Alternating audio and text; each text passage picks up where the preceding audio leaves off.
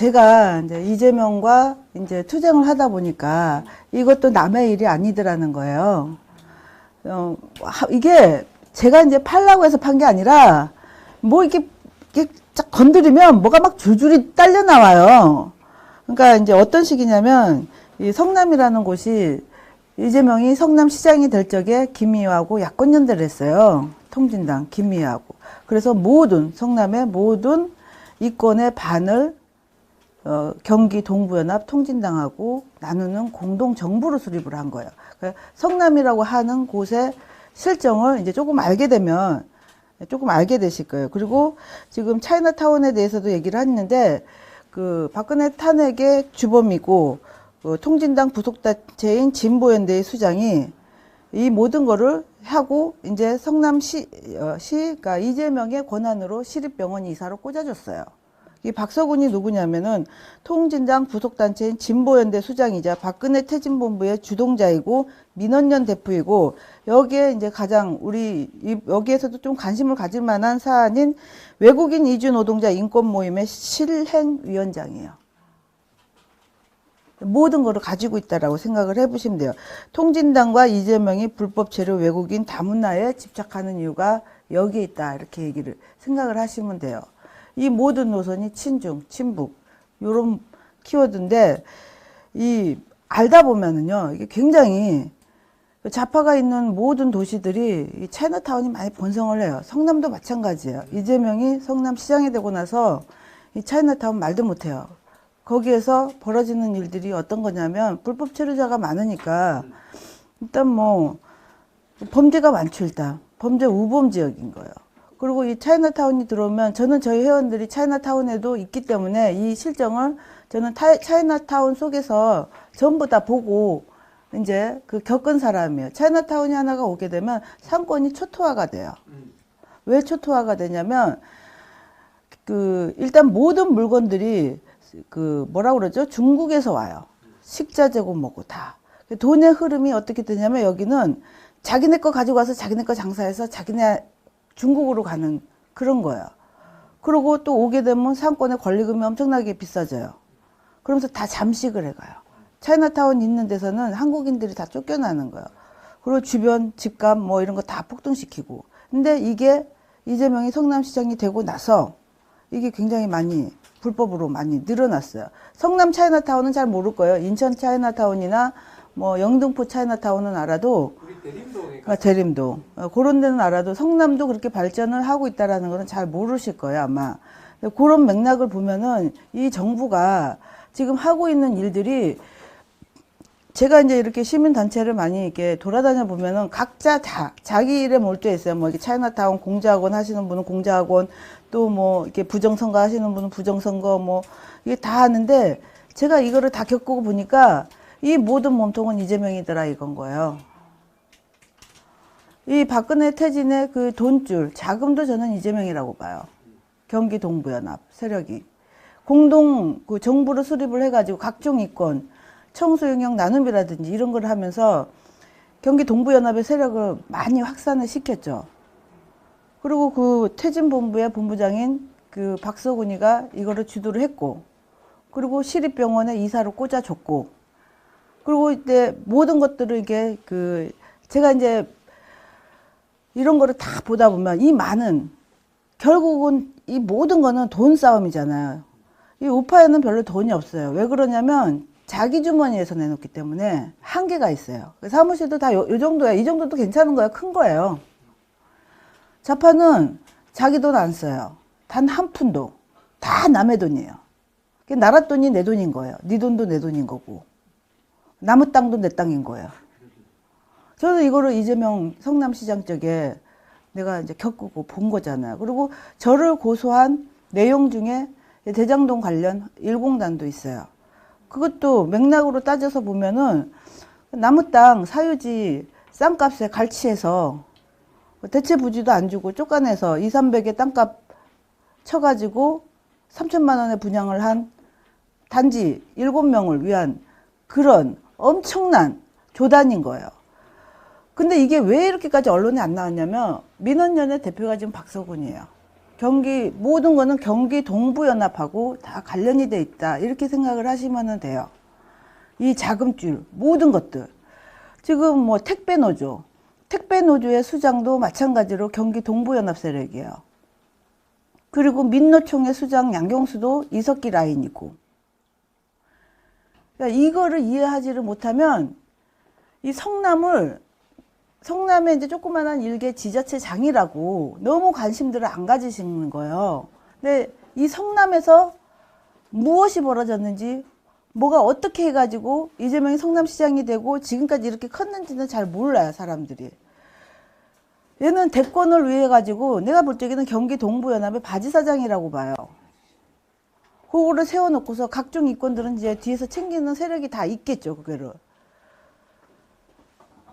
지금 이재명이 발언하는 모든 것들을 보면은 이게 사회주의적인, 공산주의적인 발언을 하는데 이것이 설마 그러잖아요. 정말 성남에서는 집 뺏기고 땅 뺏기 미친 분들 많아요. 그냥 막 공시지가로 때려버리고 나가라고 그러고 막 이래가지고 말로만 빈민 뭐 이런 거 외쳤지. 정말 이게 기사 한 줄 안 나요. 언론도 다 장악했지. 언론도 요번에 보시면 알겠지만 그 남욱이 와이프 있죠. 남욱이 와이프가 그 MBC 그 노조 그 기자였었잖아요. 그러면 그 수천억을 먹었을 적에 그 위례 신도시에서도 해먹고 지금 대장동에서도 해먹고 이랬는데 그럼 MBC로는 자금이 안 갔겠냐는 거예요. 이렇게 말이 많은 남욱이 와이프 퇴직금까지 다 챙겨줘서 미국 보냈단 말이에요. 예전에 노조 파업할 적에 이 성남에서는 그 소문이 많았었어요. 이재명이가 MBC 노조 파업할 적에 돈 많이 갖다 줬다고. 지금 MBC의 논조를 보면 거의 뭐 MBC 공영이 아니라 그냥 이재명 대변한다 이렇게 볼 정도로 하는 거에는 전부 자금인데, 그나마 저희가 요번에 이제 대장동이라도 터져서 요거를 손대기는 조금 힘들어질 것 같아요. 보니까는 보는 사람이 너무 많으면 뭐 훔쳐서 먹기가 조금 힘들어지잖아요. 두 번째는 아마 코나아일 거예요. 코나아이의 이제 지역 카페 위탁업체인 코나아이가 지금 낙전 수익을 지금 그 코나아이가 다 먹는 그런 구조예요. 청년수당이든 뭐든 해서 우리가 이제 쓰고 나면 그 나머지 돈이 경기도나 이런 데로 오는 게 아니라 특히 경기도만, 희한하게 다른 지역은 조금 다르다고 그러더라고요. 그 낙전 수익을 코나아이가 다 먹는 구조인데, 이 코나아이가 누구 거냐? 저는 이것도 이재명의 비자금의 한 줄기라고 저는 이렇게 생각을 해요. 왜 그러냐면 저를 고소 고발 대리를 했던 신땡땡이라고 하는 여자애가 저를 고소하고 성남시청 주무관이 되고, 그 다음에는 지금 코나아이 상임이사가 됐어요. 망해져 갖고 있던 코나아이라고 하는 조그만한 회사가 이재명을 만나서 기하급수적으로 늘었고 대표의 연봉이 6억이라고 그러더라고요. 그 정도인데 일개 마술사, 정말 공중부양하고 있었던 마술사인 애가 저를 고소하고 난 다음에 코나아이 상임이사까지 됐어요. 기사로 나왔는데 그 기사가 터지기까지도 저는 고소 폭탄을 맞고 살았었어요.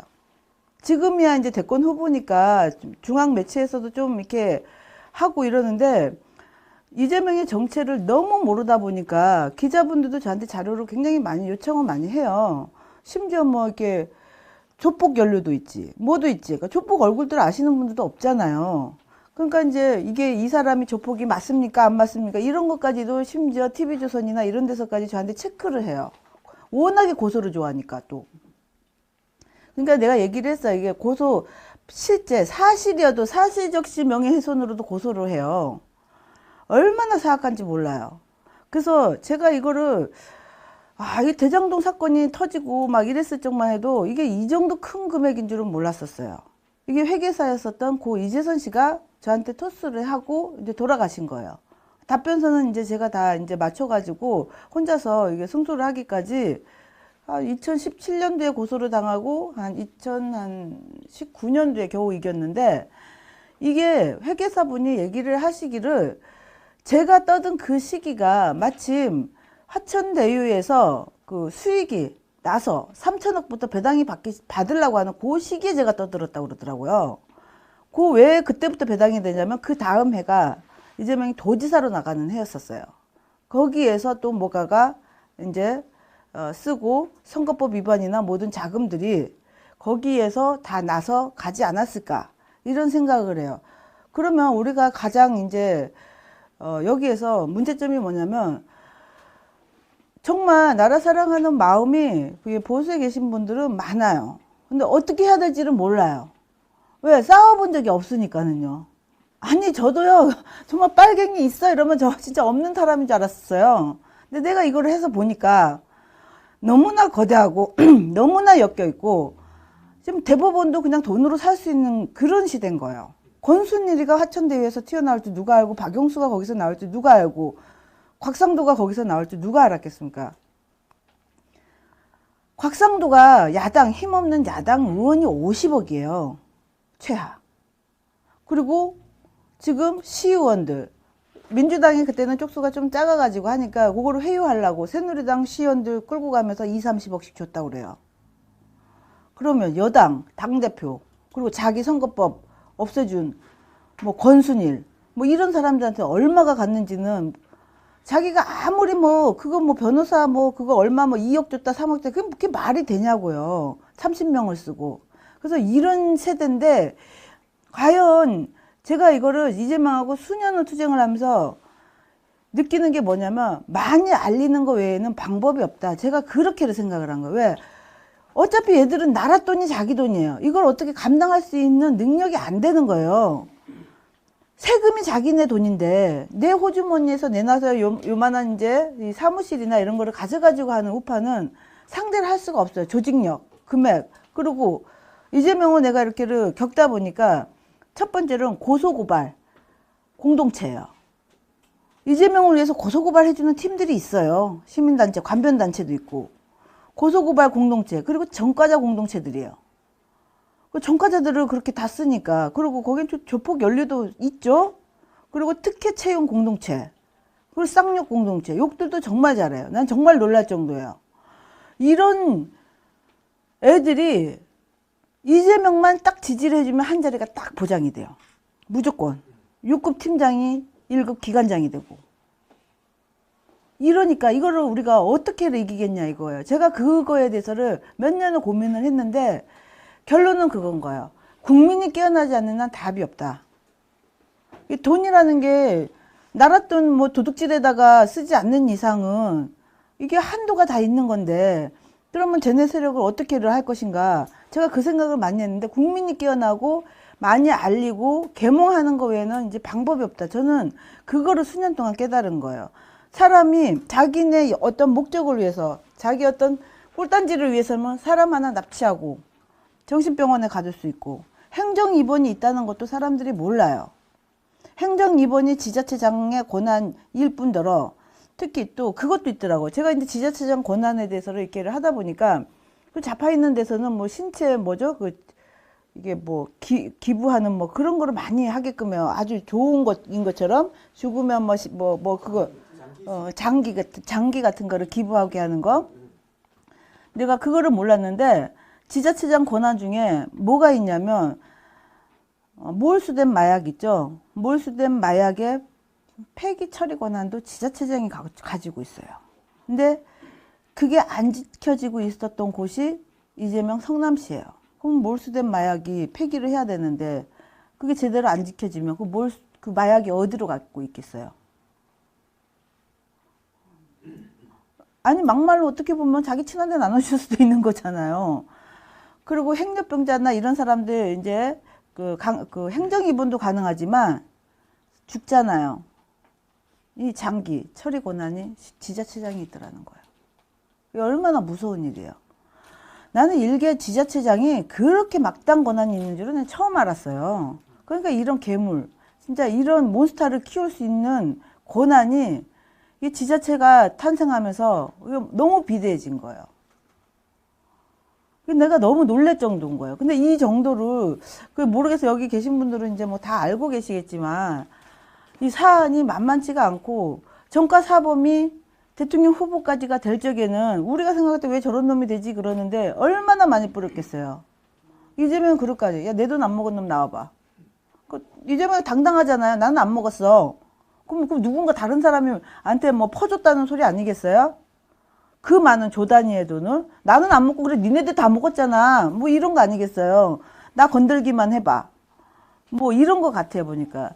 지금 오늘 이제 단독으로 보도된 것 중에 뭐가 있냐면 이스타 항공하고 관련된 이상직위가 풀려났어요. 이상직위가 지난번에 했던 말이 있죠. 그 후원을 김태년이가 강요했다. 이렇게 얘기를 했어요. 그러고 나서 갑자기 풀려났더라고요. 김태년의 후원 회장이 이해찬이에요. 그 김태년이 이제 이해찬 계열이고 또 이제 이거 하다 보면 조폭 이런 애들 많이 나오잖아요. 그 쌍방울 뭐 거기 뭐죠? 주식을 통해 가지고 이재명이 변호사비를 대납을 했다. 쌍방울의 회장이 조폭이에요. 조폭 김성태예요. 얘네들이 어떤 식으로 돈을 벌었냐면 쌍방울이나 뭐 이게 그 상상인 저축은행이나 다른 저축은행들이 불법 그 뭐 고리대금인가 뭐 그 사채업으로 해가지고 큰 회사들이 많아요. 뭔가 진실을 밝히려고 그러면 다 죽어요. 또 여기는 상상인 저축은행 조국 펀드 거기 증인 핵심 증인도 뭐 자살당했어요. 지금 그런 실정들이에요. 지금 이게 자살당한 건지 뭐 한 건지 알 수도 없어요. 그래서 이런 실정들을 보면은 좀 쌍방울도 지금 말이 많고 거기다가 그 분다고 하는 지금 이상직위는 갑자기 석방이 됐고 조폭건도 마찬가지죠. 조폭이 자기네가 이제 뇌물을 이제 줬다라고 했잖아요. 20억을. 그래서 이제 자기 부하를 시켜가지고 야 네가 불어 이렇게 해서 총대를 맨 거예요. 박철민이가. 그랬는데 그 위에 있는 이준석이라고 하는 코마트레이드 이준석은 나가고 싶어서 이 전자 발찌라도 찰 테니까 내가 나가게 해달라고 난리를 치고 난 다음날 석방이 됐고 지금 이준석의 변호를 누가 하냐면 LKB 파트너스가 하고 있다는 거예요. 변호가. 이 현 정권의 이제 막후죠. 여기가. 그랬는데 그러고 나선 자기가 석방이 되고 나니까 나 그런 적 없다고 자기가 시킨 박철민이 뒤통수를 확 친 거예요. 일단 풀려났으니까. 근데 박철민이는 억울하니까 방방 뛰면서 내가 이제 증거를 제출하겠다 이랬더니 갑자기 접견이 안 된다는 거예요. 접견 다 막아버린 거예요. 뭐 난동을 피웠네 뭐를 했네 이러는데 그러니까 박철민한테 이제 기자들이 이제 다 몰릴 거 아니에요. 난 줬다. 이준석 형이 거짓말한다. 나를 시켰다. 이렇게 해서 막 불라고 그러는데 그럼 기자들이 몰려갈 거 아니에요. 지금은 대권 후보니까. 갑자기 면회가 지금 12월 달까지 안 된다는 거예요. 지금 현 정권이요. 좀 완전 막가파야 지금. 내가 이걸 보고 굉장히 놀랐는데 여기 뭐 겪고 계시는 분 뭐 공자학원이라든지 차이나타운이라든지 이런 것들 하시는 분들 입장에서는 이거 정말 내가 보면요 이재명이라고 하는 자가 대권 후보가 되면 이건 진짜 전국 차이나타운화가 될 것 같아요. 어떻게 보면 그 외국인 노동자 이런 거 굉장히 감싸고 하는 데가 성남에서부터 출발을 한 거예요. 왜 그러냐면 성남에 주민교회가 있잖아요. 그 이해학 목사가 지금 통일부 장관 이인영의 장인이잖아요. 거기서부터가 외국인 노동자 뭐 빈민 이런 거 하면서 이 민주당이 어떤 꽃을 피운 그런 동네이기 때문에 이게 쉽지가 않다는 거예요. 그래서 제가 말씀드리고 싶은 이제 마지막 포인트는 뭐냐면 사람도 납치할 수 있고 목적을 위해서는 수단과 방법을 가리지 않는 게 지금 그 공산당 수법인데 거의 비슷하다는 거예요. 지금 문재인이는 어떻게 보면 아주 약한 우리가 그래도 상대할 수 있는 세력이지만 이재명을 둘러싼 이 운동권 세력들 그리고 경기동부연합 세력들은 한 번도 접하지 못한 그런 세계를 이제 우리 국민한테 주고 내 땅도 내 땅, 남의 땅도 내 땅인 그런 공산주의가 이제 더 가까이 오지 않을까 저는 그렇게 생각을 합니다.